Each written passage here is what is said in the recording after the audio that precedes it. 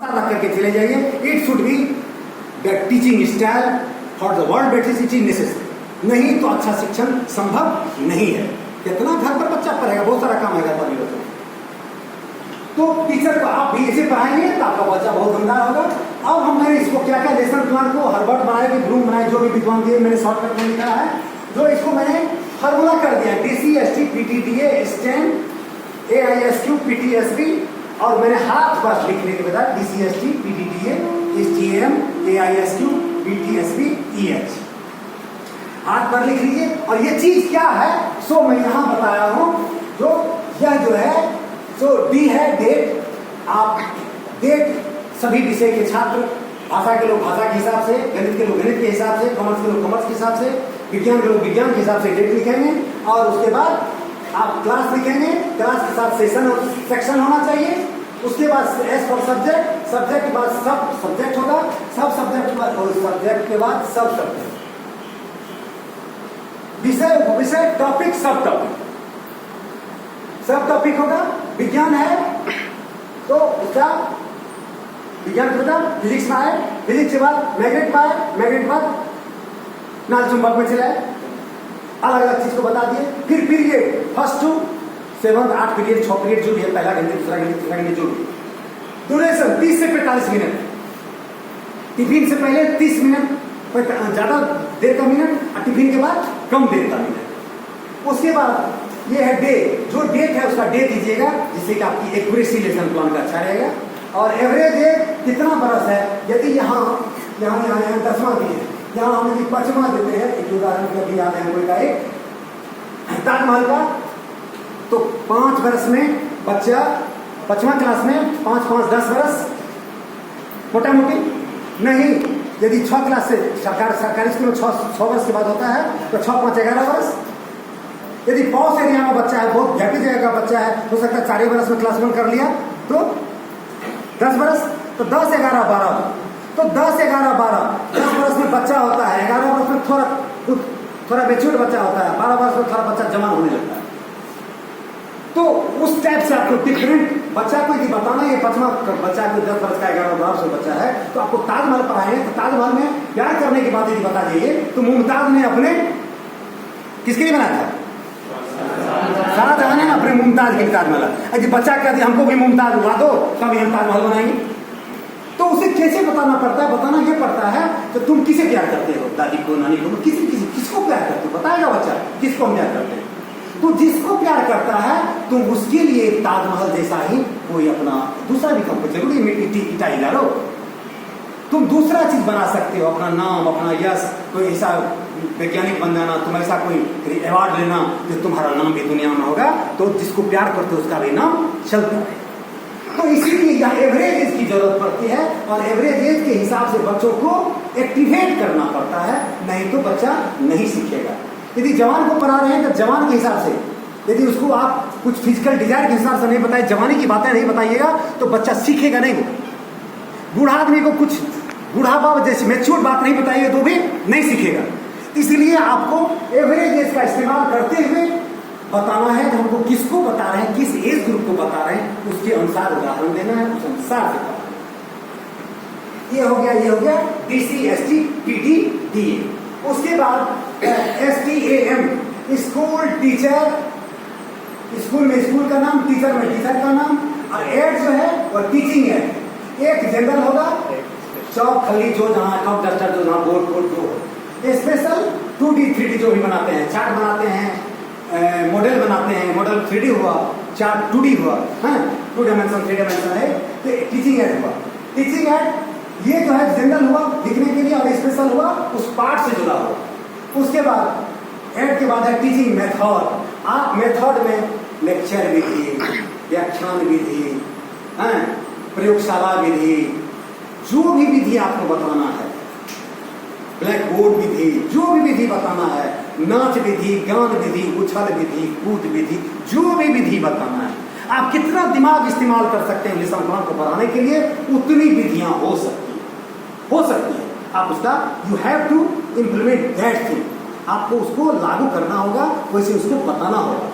जैसे हम विज्ञान में कहता है सिर्फ प्रयोगशाला विधि, अरे प्रयोगशाला तो ठीक है, प्रयोगशाला में तो गुरुत्वाकर्षण के लिए अलग लैब में बना हुआ है, नहीं बना हुआ है, गोल लगा हुआ है, उसको जैसे ऐसे कीजिएगा छुट्टा की ऊपर चलाता है, उसको लैब में है।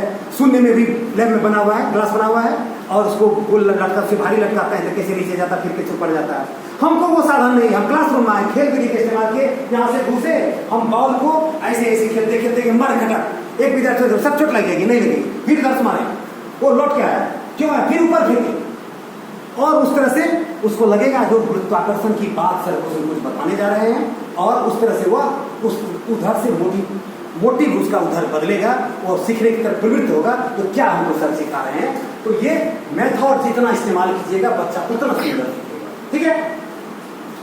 उसके बाद ये हो गया DCST PD लिए, स्टेम को मजबूत कर लिए, फिर क्या है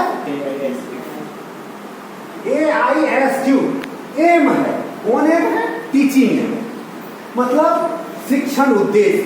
एक होगा जनरल और दूसरा होगा स्पेशल।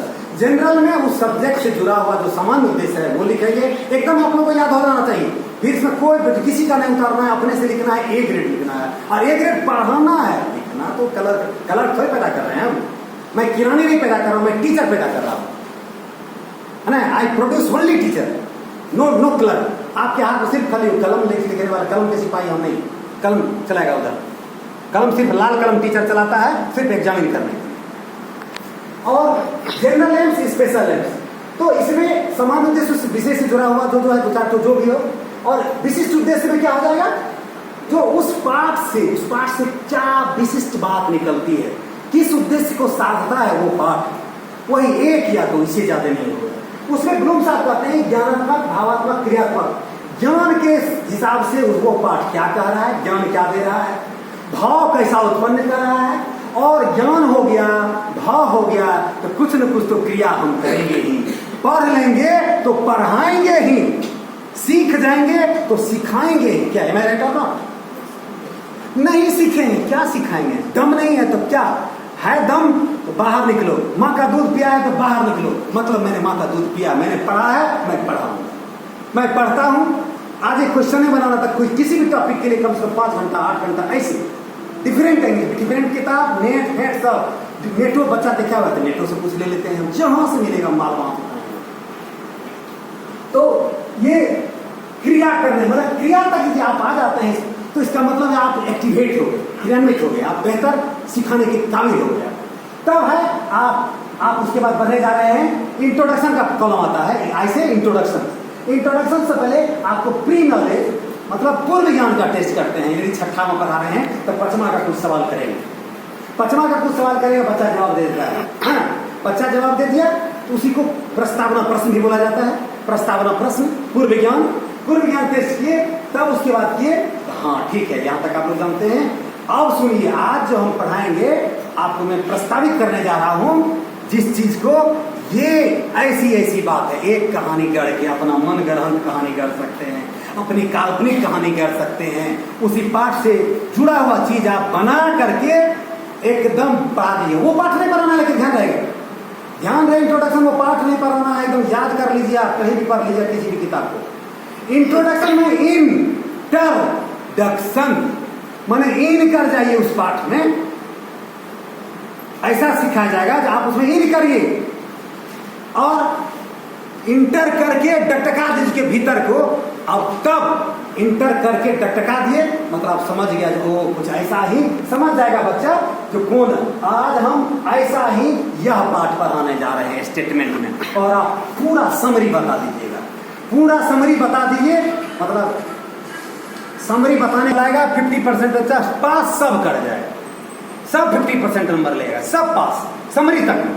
और स्टेटमेंट दीजिए, तब आप क्वेश्चन आंसर पूछ लिए आप क्लास में, वहां से डिफरेंट एंगल से सबका चेहरा बोलता है, और चेहरा जैसे बोलता है उसी मुखाकृति क्या कहते हैं उसके अनुसार से आप पूछ लिए, प्रश्न पूछे और आप हो गए, अब मेरा बच्चा इस पाठ को समझ गया, कॉन्सेप्ट रेडी है, वह बनाएगा ही, बेसिक क्वेश्चन का जवाब देगा ही, कंपटीशन का सवाल का जवाब देगा ही।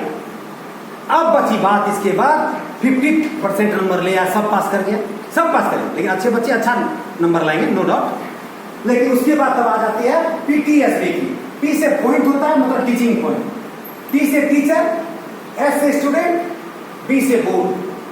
Teaching point, teachers activities, student activities, board work. आप टीचिंग पॉइंट में उस पार्ट से जुड़ा हुआ एक पैराग्राफ में एक या दो बिंदु बनता है, उस बिंदु को आप यहाँ पे लिखेंगे, टीचिंग पॉइंट लिखेंगे। पॉइंट पर टीचर क्वेश्चन पूछेगा, स्टूडेंट जवाब देगा, नहीं जवाब देगा स्टूडेंट तो यहाँ पर फिर टीचर जवाब देगा, वही नीचे आंसर लिखेंगे। और उसके जो भी बात बोर्ड वर्क होता है, चित्र बनता है कि फॉर्मूला बनता है कि शब्द बनता है, वो आप बोर्ड पर लिखिएगा, तब ना बच्चा कुछ लिखेगा, नहीं तो सीधे सीधे घर चला जाएगा। तो बोर्ड वर्क करने के बाद आप सब पॉइंट को यहाँ वहां तक पूरा पाठ भी पढ़ा दीजिएगा तो बच्चा 90% नंबर ले आएगा। सब पॉइंट डील कर दिया स्टार्ट टू फिनिश, 90% नंबर लाएगा बच्चा। लेकिन अभी भी 100% नहीं हुआ है। तब 90% इसमें पढ़ लिया, तब देखिए चेक कर रहे इसको, तब ई से होता है इवैल्यूएशन। इवैल्यूएशन किए, उसका प्रश्न पूछे, प्रश्न पूछने के बाद कुछ बच्चा नहीं जवाब दिया, फिर रिवीजन दे दिया हम, रिवीजन के बाद बच्चा मोटा मोटी जवाब दे दिया, तब क्या करेंगे हम एच और XW मतलब होमवर्क। होमवर्क दे दिए, होमवर्क में सब बच्चा सारा प्रश्न बना के ले आया। जब बना के ले आएगा, आप लोग तो सब प्रश्न बना लिए, अब बताइए कोई विशिष्ट प्रश्न, that is LT learn and think, Hindi में से सोचो और समझो कहते हैं। उस पाठ से जुड़ा हुआ सोचो और समझो practical question, that is learn and think. Practical question उसके जीवन से जुड़ा हुआ होना चाहिए। जीवन से जुड़ा हुआ नहीं है तो पढ़ के क्या करेंगे, सीख के क्या करेंगे।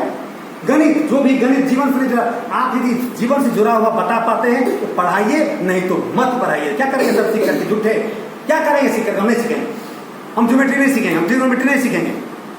उसको आपको बताना होगा कि क्यों सीखना जरूरी है। इंजीनियर जब बनिएगा तो ट्रिग्नोमेट्री का जरूरत पड़ेगा, ज्योमेट्री का जरूरत पड़ेगा, पुल बनाइएगा। मुझे जरूरत पड़ी एक बार किसी बच्चे को ज्योमेट्री बिल्कुल नहीं समझा, पुल पर ले गए, उसको सब समानांतर त्रिभुज एंगल सब बताते चले गए, एक एक दिन में समझ गया, उसको आसान लगने लगा। सिर्फ पुल पर चढ़ा करके, पुल पर नहीं, क्लास बना हुआ रहता है, सब एंगल दिखा दिए, कौन एंगल, अब इंजीनियर बनाता है एंगल से बनाता है, कौन एंगल पर कौन कितना मजबूत होता है। तो इसकी जरूरत आपको समझानी होगी और आप बेहतर समझा सकते हैं। अब तब आप learn and think, learn and think आप यदि बता दिए, आपका बच्चा 100% नंबर भी लाएगा, आपका बच्चा व्यवहारिक हो जाएगा, वह जिंदगी में एक सफल वैज्ञानिक, एक रिसर्चर, एक गुड टीचर होगा। और नहीं LNT तक नहीं ले जा पाते हैं, लर्न एंड थिंक तक बच्चे को सिखा नहीं पाते हैं, सोचने के लिए मजबूर नहीं कर पाते हैं, सोचने के लिए मजबूर नहीं कर पाते हैं, तो LNT लेटरिन टैंक हो जाएगा, शुद्ध लेटरिन टैंक, कुछ नहीं। अरे कुछ बच्चा को तो पैदा करो भाई, सबकी साफ साफे है, ऐसा नहीं है, बहुत अच्छे बच्चे हैं और सब अच्छे बच्चे हैं। ये कोशिश कीजिएगा तो बहुत अच्छे छन के निकलेंगे। भूल चूक से कोई रह जाएगा, वो भी पकड़ करके, एक चिट्ठी चढ़ती है तो उसके देख देख करके दूसरी चिट्ठी भी आसमान चढ़ जाती है, छत पर चढ़ जाती है, एक दूसरे को देख करके। खरबूजे को देख करके खरबूजा रंग बदलता है, आपको देख करके 100 वाला को देख करके 90 वाला, 80 वाला, 60 वाला, 40 वाला, सब एक दूसरे को देख देख करके बढ़ेगा और आप सुंदर पाठ आपका संपन्न होगा। आप A ग्रेड के लिए आप विद्यार्थी सफल शिक्षक और आपका विद्यार्थी भी सफल हो जाएगा। और इसको याद करने के लिए मैंने बताया DC ST PDTA, इसको कैसे देखिए, DC ST मैंने एक तो बता दिए, जो DC जो यहाँ के हैं, जो ST कोटा में से इनका सिलेक्शन हुआ, ठीक है। कहने के लिए एक तो याद रखने के लिए, चूंकि मैं संस्थान प्रोग्राम पढ़ा रहा हूँ, I am teaching at present in केकमकल पाकुर, और मैंने इसको बनाया था AS कॉलेज देवघर में, देवघर पूरे संस्थान पढ़ना कहीं मुझे बहुत, मैं जंगल में भी घुमा हूँ और ऐसी कोई शादी विवाह नहीं है किसी भी धर्म कौम का, तो यहाँ मैंने घुमा हूँ, जंगल भी है, बहुत भीतर ले गया। तो यही पढ़ा है, यही भोलेनाथ की दया है, यही देवघर में रहना। तो क्या सोचना है, यही कि इसी मिट्टी में पले बढ़े। कब, जब यहाँ नहीं थी, धरती पर नहीं थी, भोलेनाथ से ही मोटा मोटी माना जाता है कि वहीं से सबका जन्म हुआ है। तो 100, इसको मैं याद कराने आता हूँ, 160 के किसी मेढक क्या करता है, ध्यान दीजिएगा, इसको याद रखिए। बोल रहा है मेढक, असम, छिपकली, देखिएगा धीरे धीरे जाएगा, आप एकदम नजदीक, तो डसेगा किसी को तो 60 के डसना पड़ेगा, है ना। 160 के 60 के ढकार मारो, पद PDDA 100, इसको लिखिएगा 10-60 पद, 160 के डकार मारो पद। स्टेम को मजबूत करो। स्टेम क्या होता है, वैसे STM स्टेम मतलब तना होता है, लेकिन ये STM हम लोग अपने हिसाब से बनाए हुए याद रखने के लिए। स्कूल है, टीचर है, एड है, मेथड है, स्टेम को मजबूत करो। स्कूल टीचर इसको मजबूत कीजिए। और यदि स्टेम मजबूत नहीं हुआ तो AISQ मैंने एक्सक्यूज को, भाई स्कूल बढ़िया नहीं है, टीचर बढ़िया नहीं है, एड नहीं है, मेथड नहीं है, तो AISQ मतलब एम, इंट्रोडक्शन, ये स्टेटमेंट या क्वेश्चन, इसको मजबूत करो। मतलब एक्सक्यूज का करके इसको मजबूत करो। अब फिर क्या कहना है? सब पट हो जाओ। पट सब या एक्सक्यूज है, एक्सक्यूज यह स्पेलिंग है STEM, स्टेम। क्या कहने की कहना को मजबूत करो, फिर एक्सक्यूज कहो, फिर पट हो जाओ सब। पहलवान जब पट हो जाता है उसको चित नहीं कर पाता, चित हो गया तो हार गया वो। हाँ, और यदि जब तक पट है धरती पकड़ पहलवान हारता नहीं है। पकड़ लिया ऊपर वाला पहलवान मर जाएगा, उसको चित नहीं कर पाएगा। और जब चित करके छाती पर मिट्टी लगा दिया तो जीत गया वो। तो पट सब हो जाओ, मतलब सब पट हो गया, मतलब टोटल पॉइंट को आपने क्लियर कर दिया। मतलब 90% एबव नंबर लाने के लिए छात्रों को आपने तैयार कर दिया। एक एक पॉइंट को आपने बता दिया, सब पट हो गया। फिर क्या करना है? यह कमाल कर दिया। फिर क्या आपने किया? यह कमाल कर दिया। मैं इवैल्यूएशन कर दिया, होमवर्क कर दिया। इसी में इवैल्यूएशन में रिवीजन है, ऐसे होमवर्क में LT है, लर्न एंड थिंक है। और नहीं तो लेट एंड थिंक, जो समझिए आप। जैसा बनिए आप, जैसा बनाइए छात्रों को, तो जैसा बनाइएगा वैसे नहीं बनिएगा। इसमें कोई इधर नहीं है, जो दीजिएगा वही पाइएगा। और कहीं किसी को कुछ कोई ठग, जो दीजिएगा, जो बोएगे वही पाओगे। इस दुनिया में तुम कहाँ जाओगे? जैसी करनी वैसी करनी। तो आप लोगों को मैं समझता हूँ ये लेसन प्लान आप लोगों को याद होना चाहिए। हाथ पर ऐसे लिखिए, इस टाइप से बनाइए और धड़ल्ले से पढ़ाइए।